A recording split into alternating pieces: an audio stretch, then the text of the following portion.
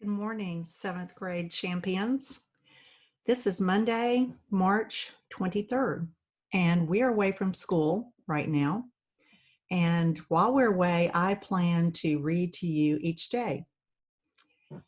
If you remember the 7 habits from Leader and Me, you know that the first habit is be proactive.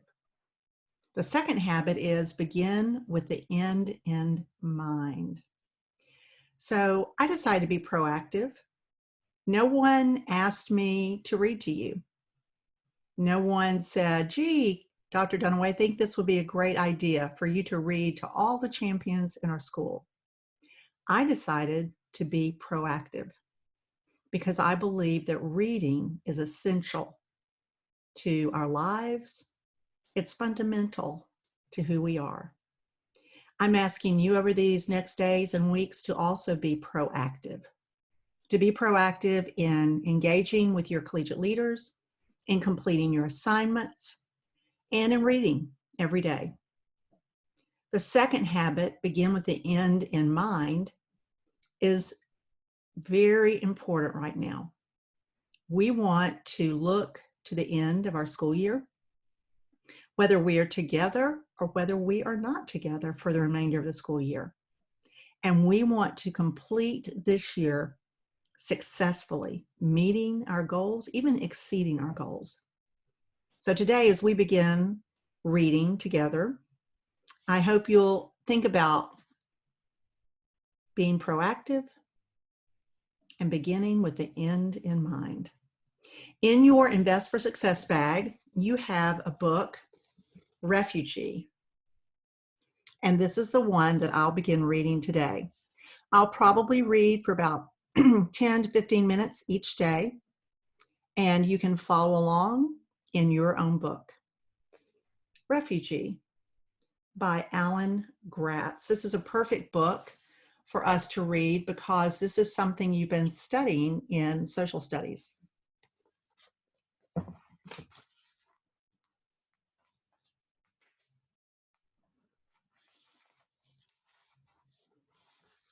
I think this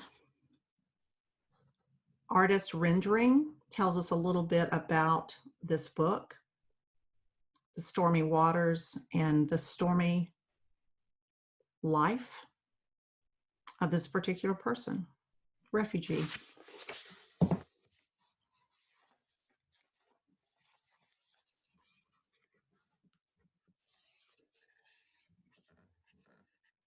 Joseph, Berlin, Germany, 1938. Crack! Bang! Joseph Landau shot straight up in bed, his heart racing. That sound, it was like someone had kicked the front door in. Or had he dreamed it? Joseph listened, straining his ears in the dark. He wasn't used to the sounds of this new flat, the smaller one he and his family had been forced to move into. They couldn't afford their old place, not since the Nazis told Joseph's father he wasn't allowed to practice law anymore because he was Jewish. Across the room, Joseph's little sister Ruth was still asleep. Joseph tried to relax. Maybe he'd just been having a nightmare. Something in the darkness outside his room moved with a grunt and a scuffle. Someone was in the house. Joseph scrambled backward on his bed, his eyes wide. There was a shattering sound in the next room. Crash! Ruth woke up and screamed in sheer blind terror. She was only 6 years old. Mama! Joseph cried. Papa!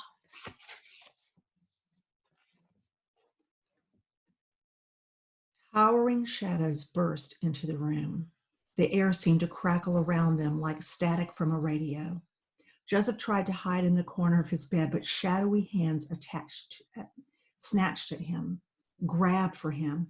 He screamed even louder than his little sister, drowning her out. He kicked and flailed in a panic, but one of the shadows caught his ankle and dragged him face first across his bed. Joseph clawed at his sheets, but the hands were too strong. Joseph was so scared he wet himself, the warm liquid spreading through his night clothes. No, Joseph screamed, no. The shadows threw him to the floor. Another shadow picked up Ruth by the hair and slapped her. Be quiet, the shadow yelled, and it tossed Ruth down on the floor beside Joseph. The shock shut Ruth up, but only for a moment. Then she wailed even harder and louder. Hush, Ruthie, hush, Joel begged her. He took her in his arms and wrapped her in a protective hug. Hush now. They cowered together on the floor as the shadows picked up Ruth's bed and threw it against the wall. Crash! The bed broke into pieces. The shadows tore down pictures, pulled drawers from their bureaus, and flung clothing everywhere. They broke lamps and light bulbs. Joseph and Ruth clung to each other, terrified and wet-faced with tears. Shadows grabbed them again and dragged them into the living room. They threw Joseph and Ruth on the floor once more and flicked on the overhead light.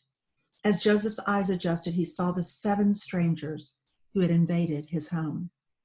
Some of them wore regular clothes, white shirts with the sleeves rolled up, gray slacks, brown wool caps, leather work boots. More of them wore the brown shirts and red swastika armbands of the Sturmwaffen, Adolf Hitler's stormtroopers.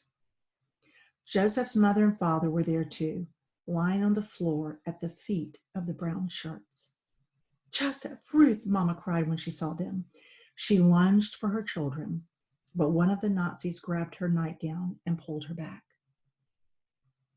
Aaron Landau, one of the brown shirts said to Joseph's father, you have continued to practice law despite the fact that Jews are forbidden to do so under the Civil Service Restoration Act of 1933.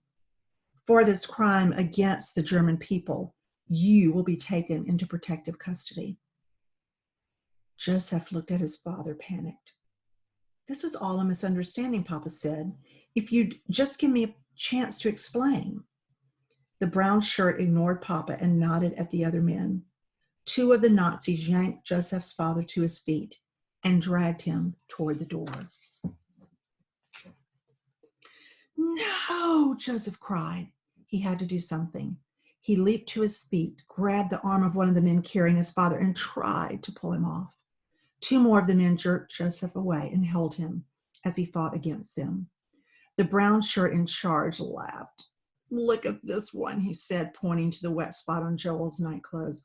The boy's pissed himself. The Nazis laughed and Joseph's face burned hot with shame. He struggled in the men's arms, trying to break free. I'll be a man soon enough, Joseph told them. I'll be a man in 6 months and 11 days. The Nazis laughed again. 6 months and 11 days, the brown shirt said. Not that he's counting. The brown shirt suddenly turned serious. Perhaps you're close enough that we should take you to concentration camp too, like your father. No, Mama cried. No, my son is just 12. He's just a boy. Please don't. Ruth wrapped herself around Joseph's leg and wailed, don't take him, don't take him. The brown shirt scowled at the noise and gave the men carrying Aaron Landau a dismissive wave. Joseph watched as they dragged Papa away to the sounds of Mama's sobs and Ruth's wails. Don't be so quick to grow up, boy, the brown shirt told Joseph.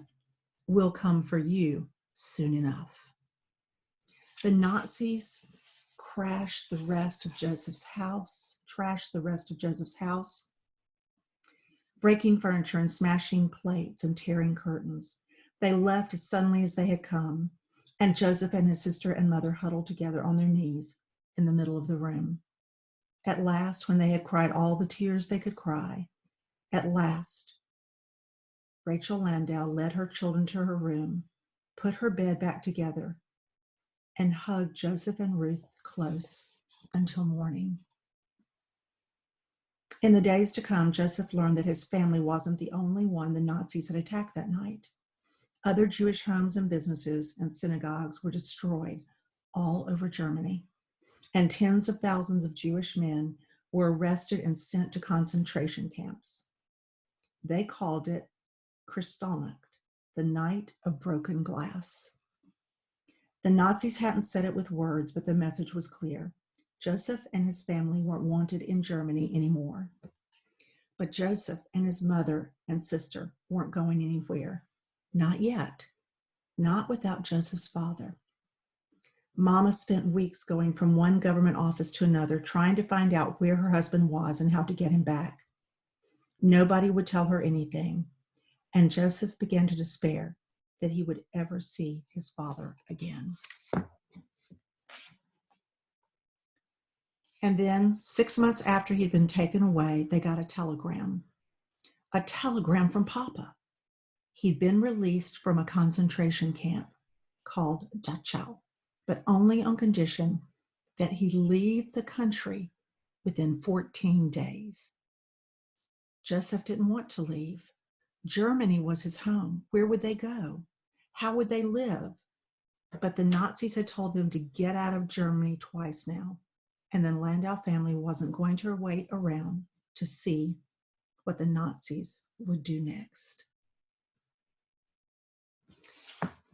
Check in tomorrow. This is a compelling story, and we'll begin with the next chapter, Isabel.